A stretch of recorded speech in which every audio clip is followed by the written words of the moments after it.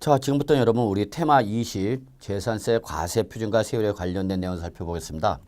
역시 이제 지금부터는 재산세 어떻게 계산할 거냐. 역시 과세 표준에다가 여러분 세율을 곱해서 뭐가 나온다? 산출세액이 나오는 거죠. 자, 여러분 요것은 계속해서 우리 취득세, 등록면허세, 그리고 재산세 계속해서 연결되죠, 여러분. 그래서 과표에다가 세율을 곱해서 뭐가 나왔어요? 산출세액이 나오는 거죠. 자, 이때에 여러분 요 과세 표준과 세율은 시험에 아주 잘 나오는 부분입니다. 재산세에서 단독 문제 출제 가능하고요. 또 과세 표준과 세율을 동시에 물어보는 형태로도 출제될 수 있다는 거 기억해 두셔야 합니다. 그럼 이때 재산세 과세 표준은 여러분 일단은 뭘 기억해야 되냐. 이 재산세 과세 표준은 여러분 네모 곱하기 네모다. 이게 꼭 떠올라야 됩니다, 여러분. 그래서 재산세 과세 표준은 취득세나 등록면허세 이 과세 표준과는 달리 네모 곱하기 네모로 구성되어 있다는 걸 꼭 기억해 두셨는데, 첫째, 재산세 과세 표준은 여러분 항상 시가 표준액으로부터 출발한다. 이게 첫 번째 주의사항입니다. 그래서 재산세 과세 표준은 시가 표준액밖에 없다라는 걸 꼭 기억해 두셔야 돼요. 자, 여러분 우리 취득세에서는 취득 당시의 가액이 과표가 됐고요. 등록면허세는 등록 당시의 가격이 바로 과표됐습니다. 그럼 이때 취득 당시 가액이나 또는 등록 당시 가액은 원칙과 예외와 특례로 나눠졌죠. 그래서 원칙은 신고한 가액, 예외일 때 한해서, 즉 신고를 하지 않았거나 또는 신고가액이 시가표준액보다 적을 때, 이때 예외적일 때 시가표준액이 나왔습니다. 그 다음에 국지회수 공판장과 부동산 거래 신고와 검증이 이루어졌을 때 이때는 사실상 취득가액이 나왔죠. 이렇게 취득세나 등록면세는 신고한 가액, 그 다음에 시가표준액, 사실상 취득가 이렇게 세 가지로 구성되어 있었습니다만 재산세 과표는 시가표준액밖에 없다는 게 특징입니다. 그래서 이 시가표준액 외에 무슨 사실상 취득 가격이라든지요, 사실상 취득 가격이라든지 또는 법인 장부가에 이런 말이 나오면 무조건 맞았다, 틀렸다, 틀렸다라는 걸 꼭 기억해 두셔야 돼요. 그래서 첫 번째 재산세 과세표는 못밖에 없다 그러면 시가표준액밖에 없다는 걸 기억해 두시고요. 그 다음에 두 번째가 바로 뭐냐, 여러분? 공정시장 가액비율입니다. 공정시장 가액비율. 역시 이 공정시장 가액비율이라는 것은 여러분 취득세나 등록면허세에서는 볼 수 없었던 겁니다. 그래서 공정시장 가액비율이라는 것은 여러분 모든 보유세의 과세 표준을 구할 때, 모든 보유세의 과세 표준을 구할 때 여러분 항상 뭐가 나온다, 여러분? 공정시장 가액비율이 나온다는 걸 절대 놓치면 안 됩니다, 여러분. 그래서 이렇게 재산세 과세표는 시가표준액 곱하기 공정시장가액비율을 한다는 걸 절대 놓치면 안 된다는 걸 다시 한번 강조하고요. 그러면 이때에 자, 여러분 요 시가표준액이 뭐냐? 시가표준액이 뭐냐? 제가 그랬죠, 여러분. 시가표준액이라는 것은 지방세를 과세할 때 사용하는 개념입니다. 그랬죠, 여러분. 그래서 지방세 과세가액의 기초가 되는 가로서, 지방세 과세가액의 기초가 되는 가로서 과세권자가 사전에 과세 물건별로 평가한 가액을 말합니다라고 말씀드렸어요.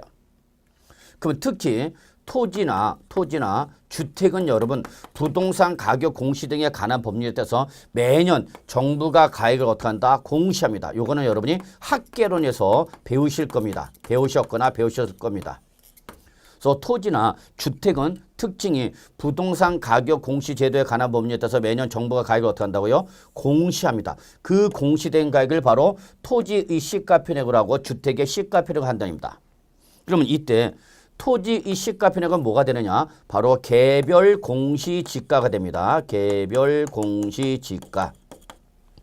그래서 기억해 둘 것은 여러분이 토지의 시가표준액은 뭐라 한다, 여러분? 개별 공시지가를 한다는 걸 꼭 기억해 두셔야죠. 그 다음에 주택일 때는, 단독주택일 때는 개별 주택 가격이 나오고요. 개별 주택 가격이 나오고요. 아파트 등의 공동주택일 때는 뭐가 나온다, 여러분? 공동주택 가격이 나온다는 걸 꼭 기억해 두셔야 되겠네요. 그래서 이렇게 주택에 대해서는 개별 주택 가격이나 공동주택 가격이 뭐가 되는 거다? 시가표준액이 되는 거다. 잊지 마시기 바랍니다.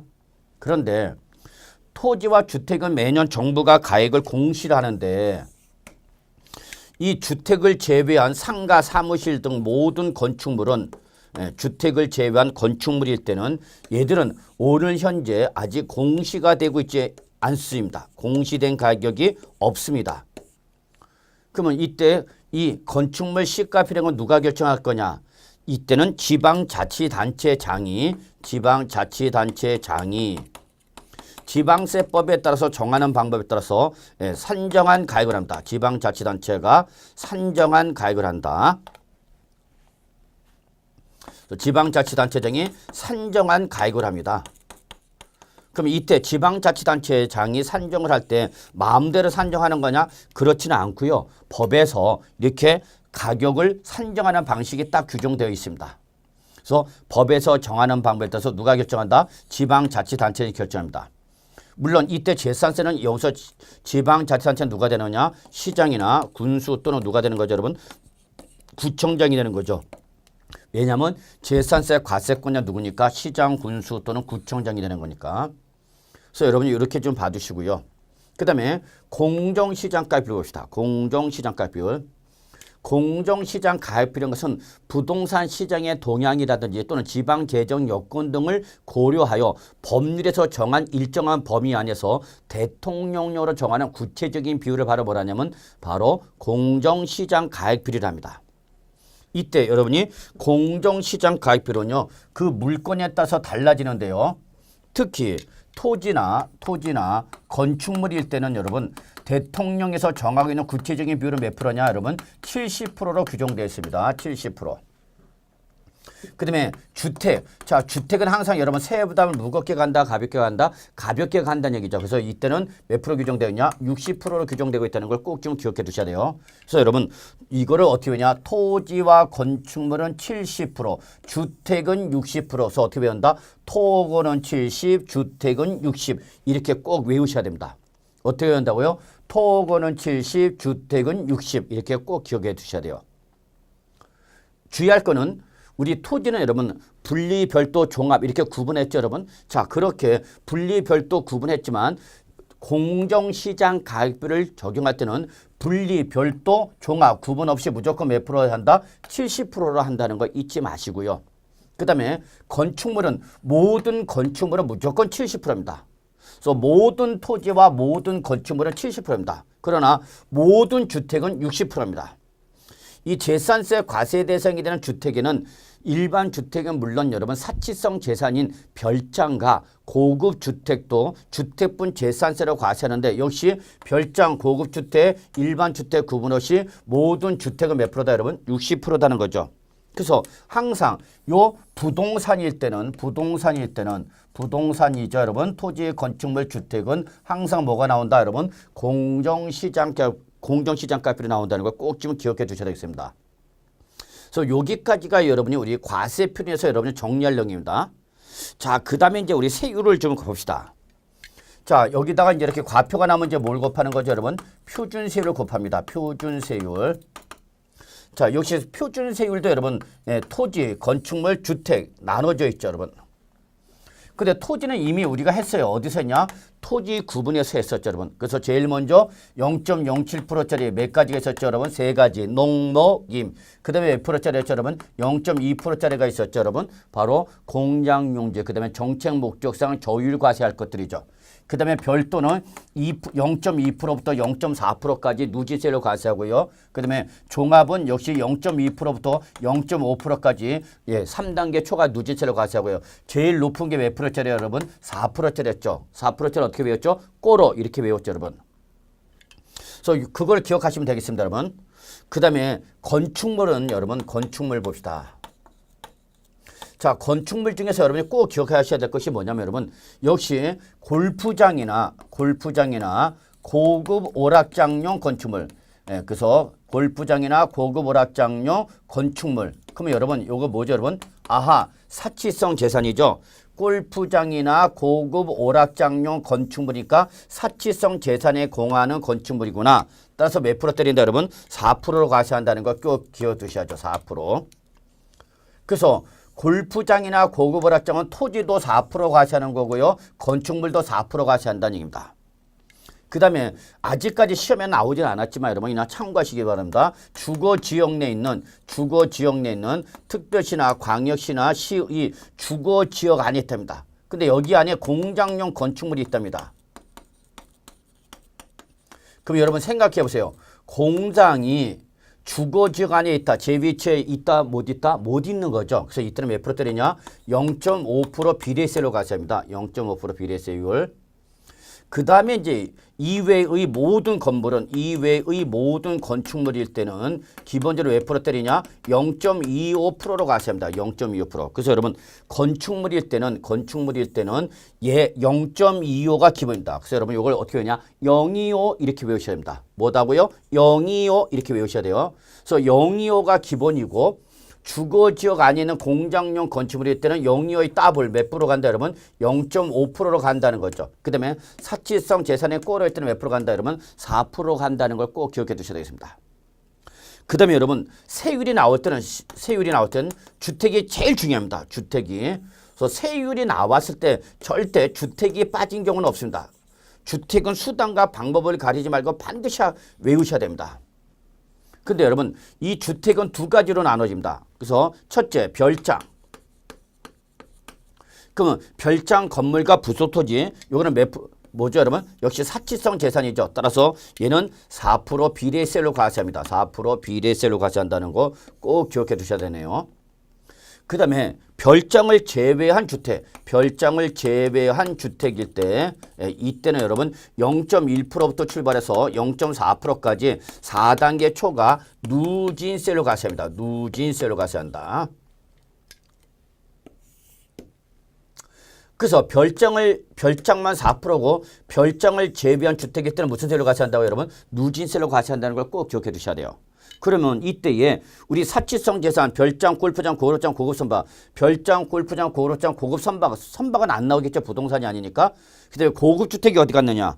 예, 여러분 꼭 기억해야 됩니다. 고급 주택은 일반 주택과 구분하지 않고 일반 주택과 똑같이 고급 주택도 무슨 세로 과세한다 여러분? 누진세로 과세한다는 걸 꼭 기억해 두셔야 됩니다. 그래서 시험에서는 출제원이 이 고급 주택을 사치성 재산으로 해갖고 별장과 같이 별장에 묶어버립니다. 그러면 시험 어떻게 나오냐? 별장과 고급 주택은 4% 비례세로 과세한다. 이렇게 나온다는 얘기예요. 그럼 맞았다 틀렸다? 틀렸다. 고급 주택은 사치성 재산이지만 재산세에서는 일반 주택과 구분하지 않고 무슨 세로 과세한다 여러분? 누진세로 과세한다는 걸 꼭 기억해 두셔야 합니다. 그러면 이 중에서 여러분 하나 꼭 기억할 게 바로 자 이때 별도와 종합합산과세 무슨 세로 과세하죠 여러분? 누진세로 과세하고 있죠 여러분? 누진세율. 그 다음에 별장을 지한 주택일 때 무슨 세로 과세하죠 여러분? 누진세로 과세하죠.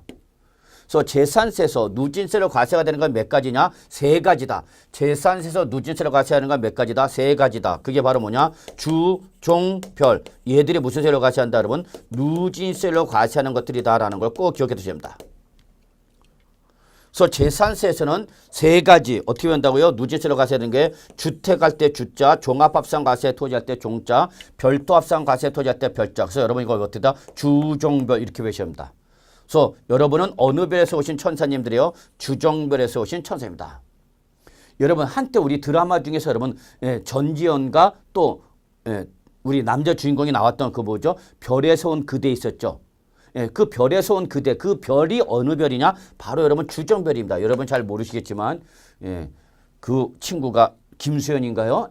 잘 기억이 안 나는데 그래서 저랑 좀 많이 비슷하다 이런 소리 많이 들어봤습니다만 그래서 이렇게 재산세에서 누진세로 과세하는 건 몇 가지다? 세 가지. 주종별 세 가지라는 거 잊지 마시고요. 나머지는 다 뭐다 여러분? 비례세로 과세하는 거죠.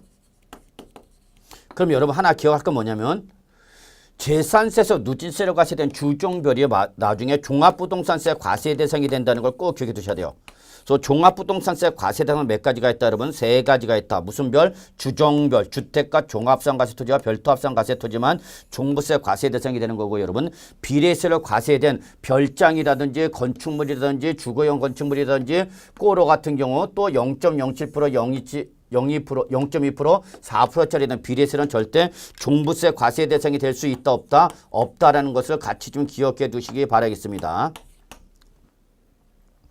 자, 그 다음에 여러분 우리 하나 좀 기억할 것이 여러분 우리 재산세나 탄력세를 적용하고 있어서 여러분 특별한 재정 수요나 재해 등의 발생해서 밑줄 재산세 세율 조정이 불가피하다고 인정될 때 그때 안에서는 바로 조례로 정하는 바에 따라서 표준세율의 몇 프로 범위에서 50% 범위에서 뭐 할 수 있다 여러분 가감 조정할 수 있다는 걸 잊지 마시고요. 이때 특히 이 가감 조정은 그 사유가 발생한 해당 연도 밑줄 해당 연도에 한해서만 탄력세를 정했다는 거 꼭 기억해 두셔야 됩니다 여러분.